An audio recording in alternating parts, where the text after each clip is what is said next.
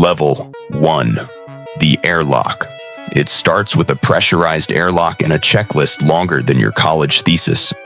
You're 26, fresh out of a molecular biology PhD, standing in a positive pressure suit for the first time in a biosafety level 3 facility that smells faintly of bleach and recycled air.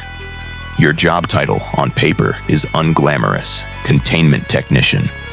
In practice, it means you scrub down surfaces, verify seals, and log airflow readings for a government contractor whose actual mission is described to you only in vague, compartmentalized fragments. Your supervisor, a woman with 15 years in biocontainment and a voice permanently flattened by exhaustion, walks you through the decontamination shower on your first day. You will do this exact sequence every single time, she says. Not because the rules say so, because the alternative is a mistake nobody survives long enough to learn from. You nod. You don't fully understand the weight of that sentence yet. Your first 6 months are almost boring. Endless protocol drills, equipment checks, the slow tedium of a job built entirely around preventing catastrophe rather than causing anything. You go home every night to an ordinary apartment, order takeout, watch television like anyone else.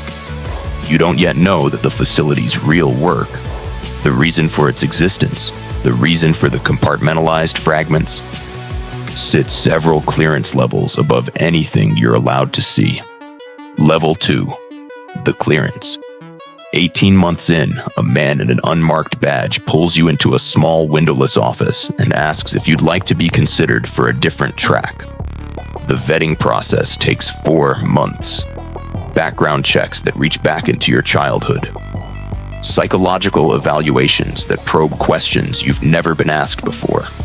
Not about your competence, but about your capacity to hold information that could never be unknown once you knew it. You pass.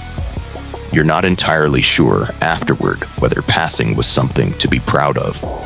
Your new clearance opens a door, literally, a section of the facility you didn't know existed, accessible only by a badge that didn't exist for you a week earlier. Inside, the work has a different texture. You're no longer just maintaining containment. You're studying pathogen behavior at a level of granularity that has, you slowly realize, dual application. Understanding a threat well enough to defend against it means understanding it well enough, in theory, to also design one. Nobody says this part out loud. The mission statement on your onboarding documents uses the word defensive 11 times in 2 pages. You notice the repetition. You wonder briefly why a truly defensive program would need to insist on the word so often. Level 3. The research. Your work narrows into something with real intellectual weight, studying how certain pathogens evade immune detection, how transmission vectors behave under different environmental conditions, how a threat identified in the wild might mutate under selective pressure. You tell yourself and mostly believe that this is legitimate defensive science, the same category of research that produces vaccines, that prepared the world, however imperfectly, for pandemics past. Your published papers, the ones cleared for the unclassified literature, read exactly like that. Careful, cautious, framed entirely around detection and prevention. But you start noticing the questions from your section chief drift, subtly, from how do we detect this toward how effective would this be? A shift so gradual you can't identify the exact day it happened, only that 6 months in, the framing has changed and nobody has ever formally announced that it changed. You raise it once, carefully, in a private conversation with a colleague you trust. She looks at you for a long moment before answering. Everyone in this building tells themselves it's defensive research until the day they can't anymore. You'll know when that day comes for you. Level 4. The project. You're assigned to a classified initiative with a name that means nothing on its own. A string of letters and numbers designed specifically to carry no information to anyone without the clearance to already know what it stands for. The project's stated goal is characterizing worst-case biological threats so the country can build countermeasures ahead of an adversary's timeline, not behind it.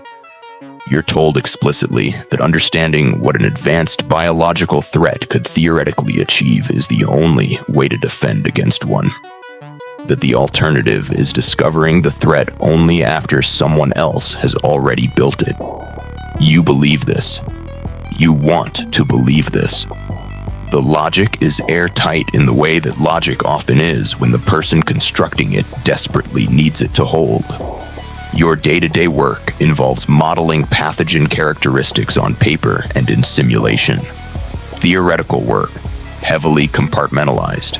Each researcher seeing only a narrow slice of a much larger picture that nobody outside the project's senior leadership can see in full. You tell yourself this compartmentalization is standard security practice. You don't examine too closely why a purely defensive program would need to hide the full picture even from the people building its individual pieces. Level 5. The breach. 18 months into the project, a containment failure occurs. Not catastrophic, not public, but real. A seal integrity issue during a routine transfer procedure exposes 2 technicians to material they shouldn't have been exposed to. You're not one of the 2. You watch the response instead.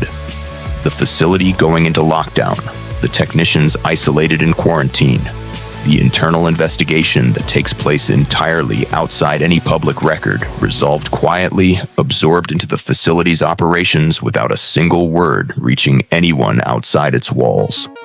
Both technicians recover.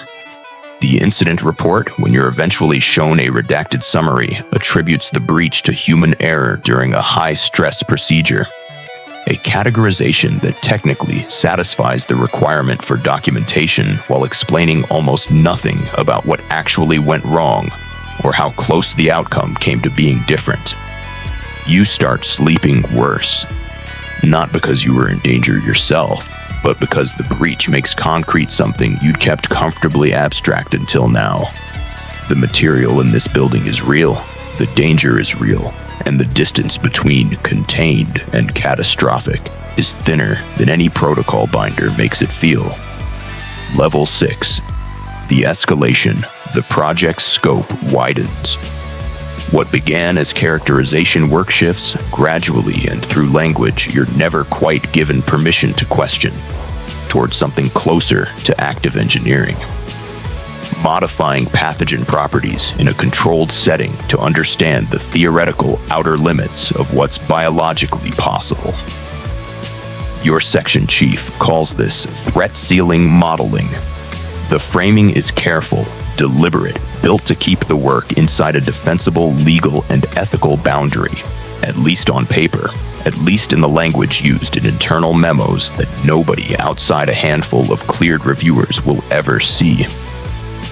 You're promoted to lead a small team.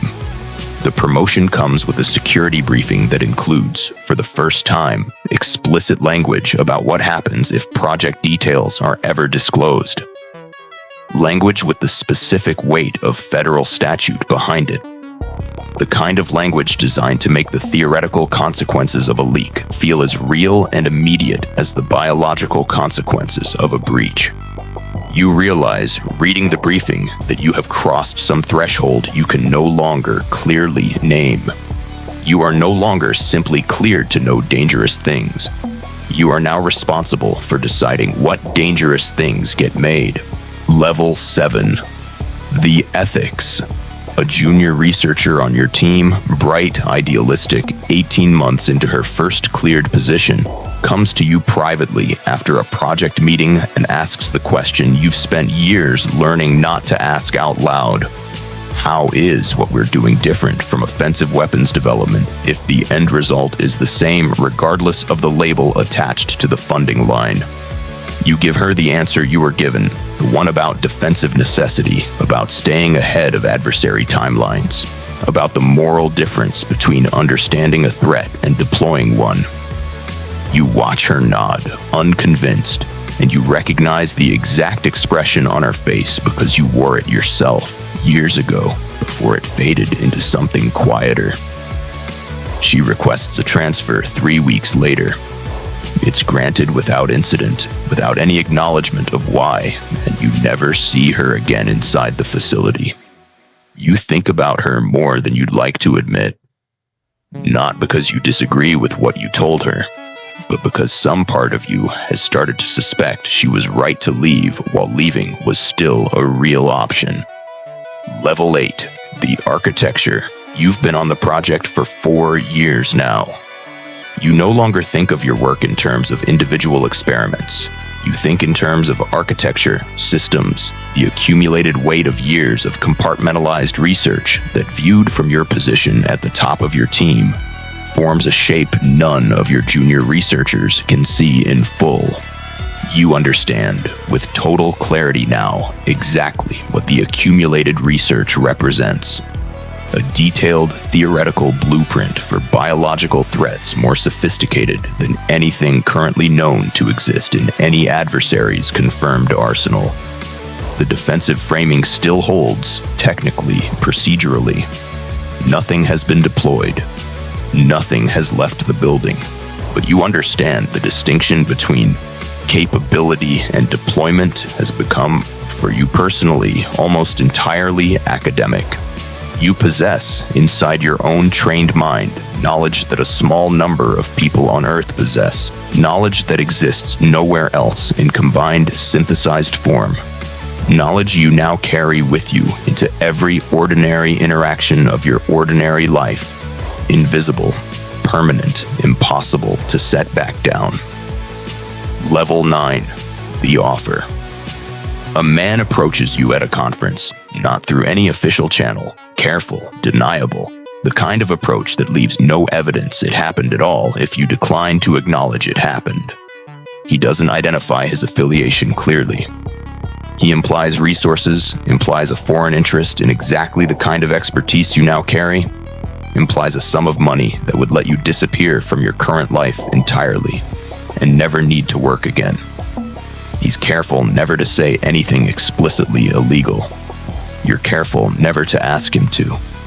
You report the contact through proper channels within the hour, exactly as your training obligates you to. The internal investigation that follows examines you as thoroughly as it examines him. A reasonable, expected, entirely procedural response to a security incident involving someone with your level of access. You pass every review, but something in the experience lingers longer than the investigation does.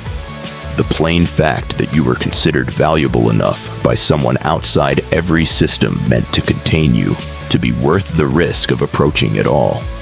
You start to understand, with a clarity that unsettles you more than the offer itself did, that you have become exactly the kind of asset the entire security apparatus around you was built to protect against losing.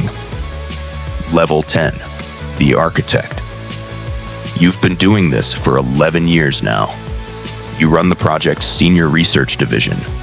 Your clearance sits near the ceiling of what the classification system allows for someone without a general's insignia or a directorship title attached to their name.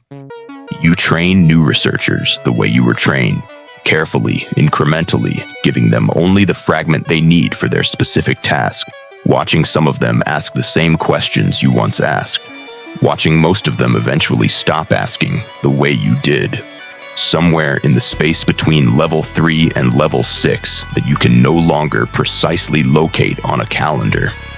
You think, some nights, about the young containment technician who scrubbed airlock seals and went home to order takeout, who believed the work was simple because the work, at that level, actually was. You think about whether that version of you could have imagined this one, sitting in a windowless office at the architectural center of theoretical knowledge capable, in the wrong hands, of ending more lives than any weapon in human history has managed so far, still telling yourself, because the alternative is unbearable, that understanding catastrophe and building it remain two different things. You sign off on the next phase of research. The defensive framing holds, on paper, the way it has held for 11 years. You've stopped checking some time ago whether you still believe it. because belief, you've learned, was never actually required. Only the signature was.